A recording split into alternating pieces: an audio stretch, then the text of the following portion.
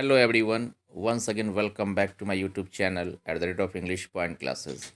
मैं विपुल sir English गुरु और आपके सामने फिर से हाजिर हूँ 12 स्टूडेंट्स जो कि 2022 में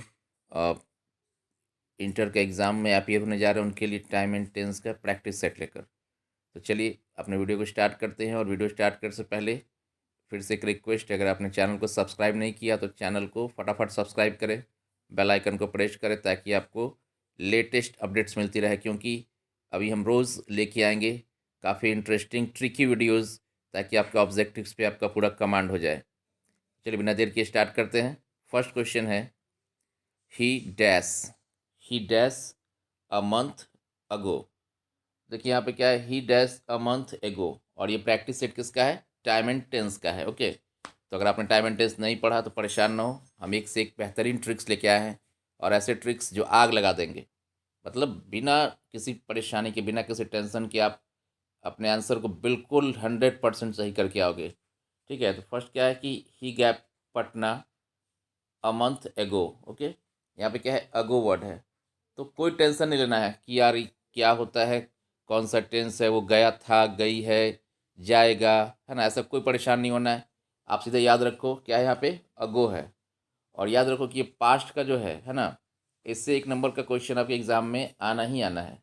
तो याद रखना मेरे प्यारे बच्चों कि अगर किसी भी सेंटेंस में क्या है, अगर किसी भी सेंटेंस में क्या रहे, किसी भी सेंटेंस में अगर क्या रहे, एगो रहे, है ना, लास्ट रहे, क्या रहे, लास्ट रहे, प्रीवियस रहे, एगो, प्रीवियस, लास्ट, स्टरडे, है ना, एगो रहे, प्रीवियस रहे, लास्ट रहे, स्टरडे रहे,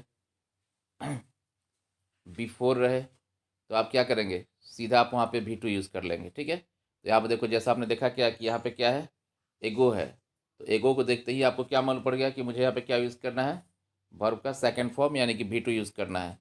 तो आपका इसमें भी टू कौन सा है, लेफ्ट, यानी कि सेकेंड नंबर। तो यहाँ पे जो हमारा करेक्ट ऑप्शन वो क्या है, वो नंबर कौन सा है, नंबर बी है। तो क्लियर है कि सेंटेंस में अगर एगो रहे तो आपको क्या करना है, वहाँ पे एगो रहे तो आपको भी टू यूज़ करना है, केवल एगो ही नहीं, स्टरडे, बिफोर, लास्ट, प्रीवियस, ये सारे रहेंगे तो आपको क्या करना है, भी टू का यूज़ करना है। क्लियर। अब देखो सेकंड क्या है, सेकंड है ही वांट्स टू डैश है द पुअर। तो बस बिल्कुल मैंने बोला एकदम आग लगाने वाली ट्रिक्स है, एकदम मज़ेदार ट्रिक्स है। अब यहाँ पे क्या है, टू है, तो आप सीधा याद रखो किसी भी सेंटेंस में कहीं भी अगर टू आ जाता है तो टू के साथ you have to use what, V one. आप टू के साथ सीधा क्या करो, भी वन यूज़ करो। भी वन का मतलब क्या, वर्ब का ओरिजिनल फॉर्म। तो सीधा ध्यान रखो, टू कहीं भी आ जाए तो टू के साथ क्या यूज़ करना है, भी वन। बिल्कुल दिमाग में बैठा लो कि टू के साथ we have to use the original form of verb, that is V one. Okay, तो हम क्या करेंगे, यहाँ पे मैंने देखा कि टू है, तो टू के साथ हम किसको यूज़ करेंगे, भी वन को यूज़ करेंगे। तो इसके अंदर भी वन कौन सा है, हेल्प। तो सेकंड क्वेश्चन का आंसर क्या हो गया, हेल्प हो गया। Okay, very good. चलिए आगे बढ़ते हैं बिना देर किए। अब नंबर थर्ड क्या है, थर्ड काफ़ी इंटरेस्टिंग और काफ़ी इंपॉर्टेंट है। देखिए क्या है, I dash in this school, क्या है, I dash in this school for 10 years, क्या है, फॉर। तो इसका जो कीवर्ड हो क्या है, फॉर है।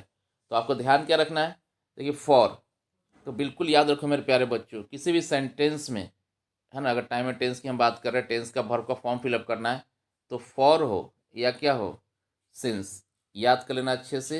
अगर कोई सेंटेंस है उसमें क्या है, फॉर या सिंस है, तो जैसे आपने देखा कि वहाँ पे फॉर है या सिंस है, तो आपके दिमाग में बस एक ही बात आनी चाहिए कि मुझे क्या यूज़ करना है, मुझे यूज़ करना है क्या, परफेक्ट व्हाट, परफेक्ट कंटिन्यूअस का यूज़ करना है। किसका यूज़ करना है, परफेक्ट कंटिन्यूअस का यूज़ करना है। अभी परफेक्ट कर्स क्या, किसे बीन, है ना, मैंने बोला present perfect, it means what कि वो प्रेजेंट परफेक्ट भी हो सकता है, कंटिन्यूअस पास्ट परफेक्ट कंटिन्यूअस भी हो सकता है। तो ध्यान रखना है कि परफेक्ट कंटिन्यूअस। अभी देखते हैं, देखा जैसे ही फॉर दिमाग में आया कि भाई मुझे क्या यूज़ करना है, परफेक्ट कंटिन्यूअस का यूज़ करना है।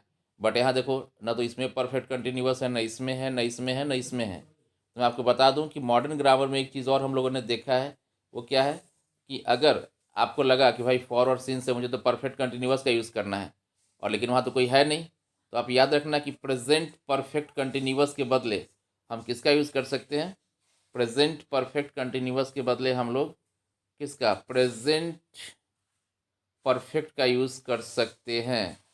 बात याद रखना, अगर आपको लगता है कि भाई इस सेंटेंस में तो प्रेजेंट परफेक्ट कंटिन्यूअस होने वाला है और ऑप्शन में कहीं पे दिखाई नहीं, तो परेशान नहीं हो, आप याद रखो प्रेजेंट परफेक्ट कंटिन्यूअस के प्लेस पे we can use present perfect, यानी प्रेजेंट परफेक्ट कंटिन्यूअस के बदले हम प्रेजेंट परफेक्ट का यूज़ कर सकते हैं। इट मीन्स हम लोग यहाँ पे क्या बोल सकते हैं कि आई हैव टॉट, क्योंकि परफेक्ट में क्या होता है, सब्जेक्ट प्लस हैज़ है प्लस भी3 होता है।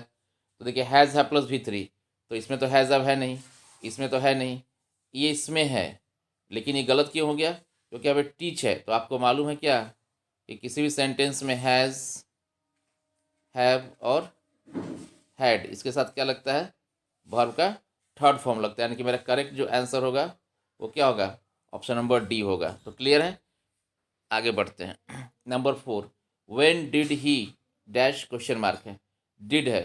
तो देखो मेरे प्यारे बच्चों, बहुत ही इंपॉर्टेंट और बचपन से आप पढ़ते आ रहे हैं, दिमाग में एकदम बैठा लो, आसानी से एकदम बनेगा हर क्वेश्चन।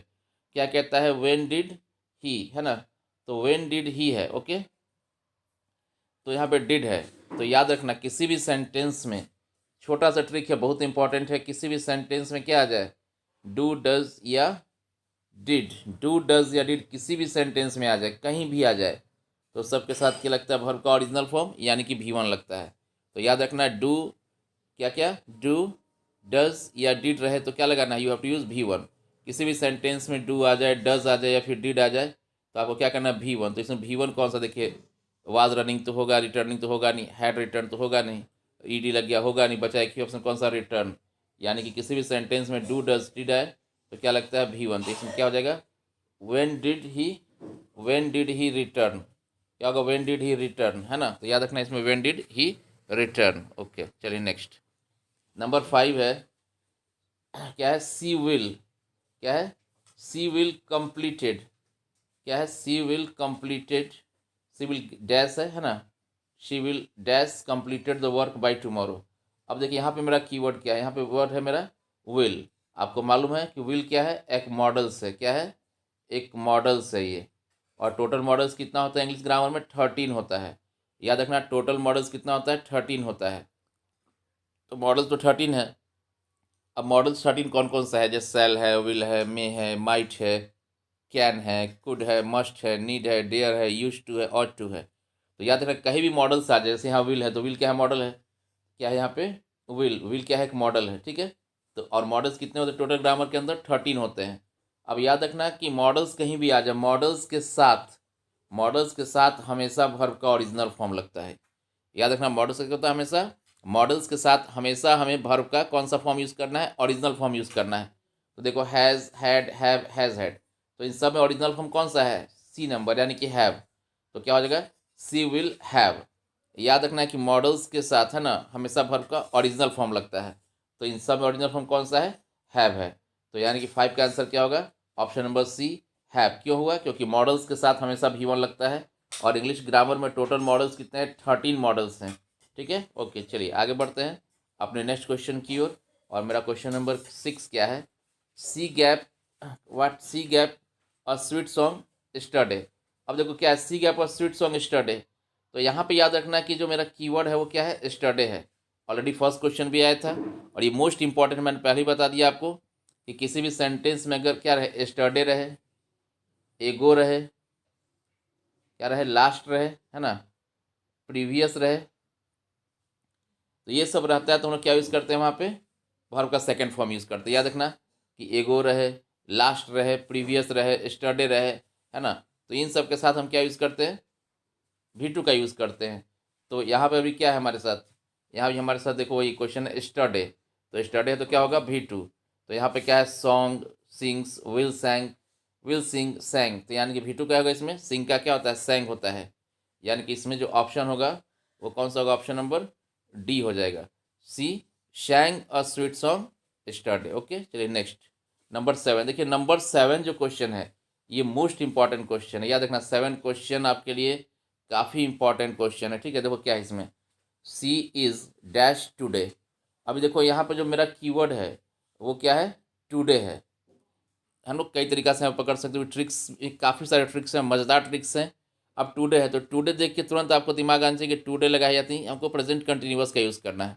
तो कंटिन्यूअस में क्या होता है, is are am plus V4। V4 means V4, कहीं भी कोई बोले अगर V4 तो V4 का मतलब क्या होता है, वर्ब प्लस व्हाट, ING होता है। ठीक है, तो इसमें ING में लगा कौन सा, बी ऑप्शन लगा, यानी कि सी इज कमिंग टुडे। याद रखना सेंटेंस में अगर टुडे वर्ड है, टुडे वर्ड अगर है तो आपको क्या करना है, वहाँ पे V4 यूज़ करना है, यानी कि वर्ब प्लस ING का यूज़ करना है। इस चीज़ को ध्यान रखेंगे। अब देखिए उसके बाद है ना, जो इसमें दूसरा ट्रिक काम करेगा। ठीक है, क्या काम करेगा, यहाँ पे क्या है, इज़ है, क्या है, इज़।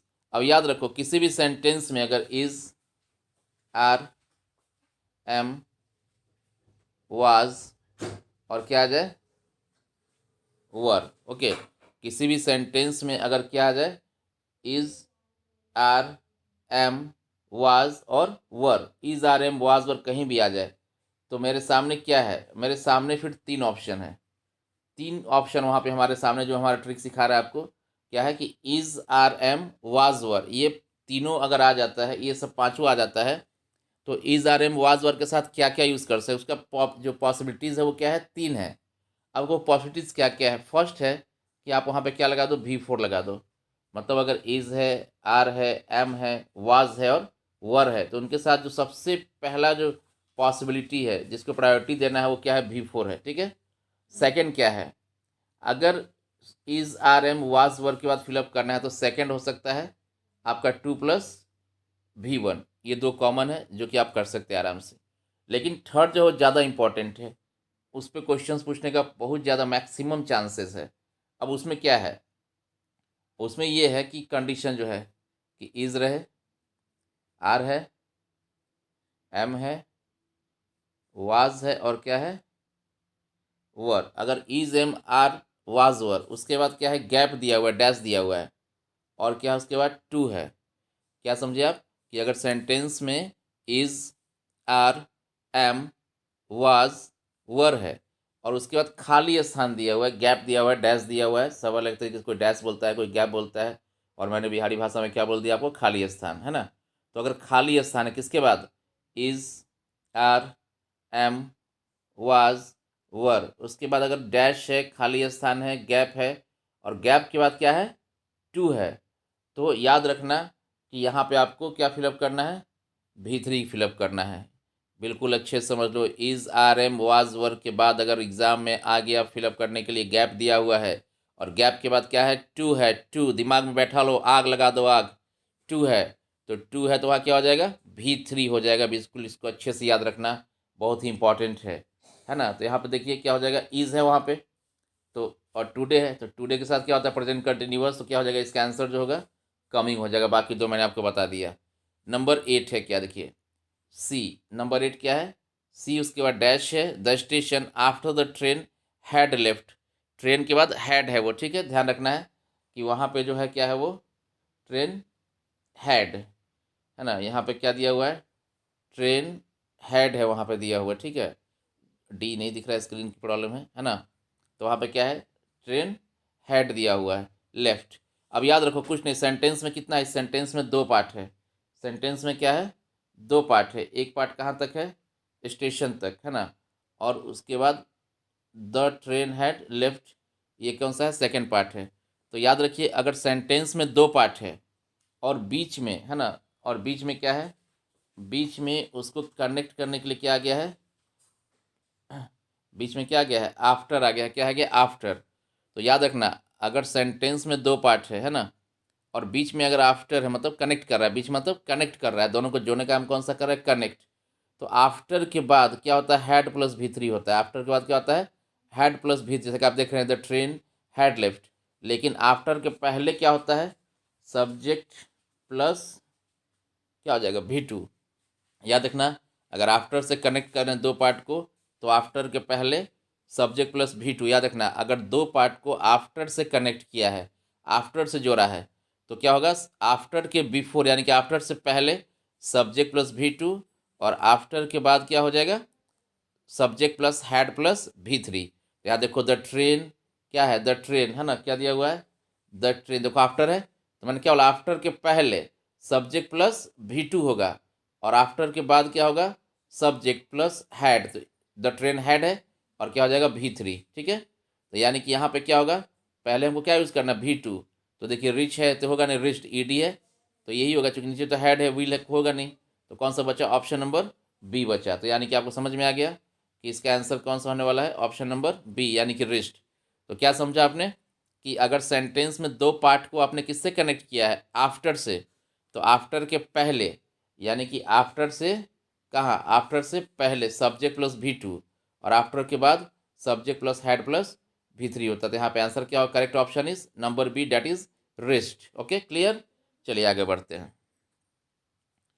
अब देखो क्या है, आई डैश हिम स्टरडे, क्या है स्टरडे। और देखो मैंने बोला है आपको बहुत इंपॉर्टेंट है ये, एगो, स्टरडे, प्रीवियस, बिफोर, लास्ट, ये जो वर्ड्स हैं ये सारे काफ़ी इंपॉर्टेंट है, इससे 1 मार्क्स का क्वेश्चन तो पक्का आना इस पैटर्न पे, इस कॉन्सेप्ट पे। तो सीधा से याद है आपको, बार बार मैंने बताया कि अगर किसी भी सेंटेंस में स्टरडे रहे, एगो रहे, बिफोर रहे, लास्ट रहे, प्रीवियस रहे, तो आपको क्या करना है वहाँ पे, सीधा फटाफट आँख बंद करके क्या करना है, V2 यूज़ करना है। क्या करना है, आँख बंद करके V2 यूज़ करना है। क्लियर है, नहीं बिल्कुल क्लियर नहीं, आंख बंद करके नहीं, आंख खोल के लिखोगे, ठीक है। आंख खोल के लिखना है, दिमाग को एक्टिव करके लिखना है। तो स्टडी है तो क्या होगा, V2। तो सी शॉ क्या होता है, V2 क्या होता है, 100, यानी कि 8 का आंसर क्या हो जाएगा, ऑप्शन नंबर बी हो जाएगा, डेट इज 100, ठीक है। ओके चलिए आगे बढ़ते हैं। Number 9, he was dash to jail for stealing.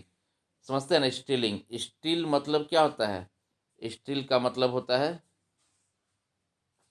चोरी करना। क्या होता है, चोरी करना। अभी देखिए मैंने जस्ट पहले बताया था, काफ़ी इंपॉर्टेंट है।